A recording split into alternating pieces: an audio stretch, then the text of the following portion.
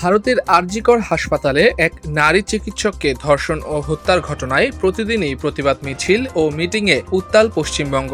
শুধু সামাজিক যোগাযোগ মাধ্যমের একটি পোস্টেই আরজিকরের বিচারের দাবিতে রাজ্য জুড়ে রাত দখল অভিযানে নামে মেয়েরা।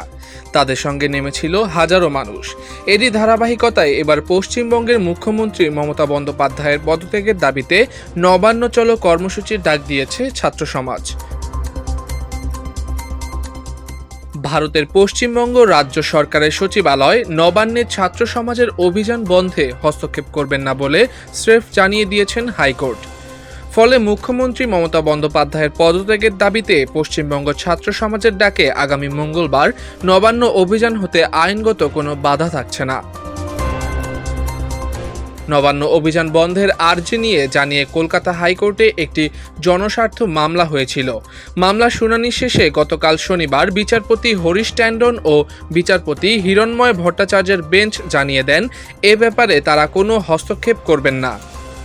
তবে এই অভিযান কেন বন্ধ করা হবে, আইন কি বলছে, এসব বিষয়ে জবাব হলফনামার মাধ্যমে আদালতে পেশ করার নির্দেশ দিয়েছেন কলকাতা হাইকোর্ট।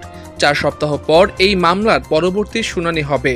9 আগস্ট ভোরে হাসপাতালটির 4 তলার সেমিনার কক্ষে নারী চিকিৎসকের লাশ পাওয়া যায়। পরে জানা যায় তাকে ধর্ষণের পর হত্যা করা হয়েছে।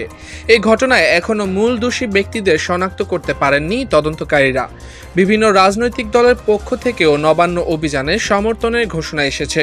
রাজ্য বিধানসভার বিরোধী দলীয় নেতা ও বিজেপি বিধায়ক শুভেন্দু অধিকারী নবান্ন অভিযানের সমর্থন দিয়ে বলেছেন, নারী চিকিৎসক ধর্ষণ হত্যার দায় নিয়ে মুখ্যমন্ত্রী মমতা অবিলম্বে পদত্যাগ করুক, কারণ রাজ্যের মানুষ এবার বুঝে গেছে এই ঘটনাকে আড়াল করতে চাইছেন মুখ্যমন্ত্রী। তাই রাজ্য জুড়ে তার পদত্যাগের দাবি জোরালো হয়েছে। ছাত্র সমাজের পক্ষ থেকে বলা হয়েছে, আগামীকাল সোমবারের মধ্যে মমতাকে পদত্যাগ করতে হবে। তা না হলে তারা পরের দিন মঙ্গলবার নবান্ন অভিযান করে তাকে পদত্যাগে বাধ্য করবেন। ঘোষিত কর্মসূচি অনুযায়ী মঙ্গলবার দুপুর 12টার দিকে কলকাতার কলেজ স্কয়ার ও হাওড়ার সাঁতরাগাছিতে জমায়েত হবেন ছাত্ররা। এরপর বেলা 2টার দিকে তারা মিছিল নিয়ে নবান্ন অভিযানে যাবেন।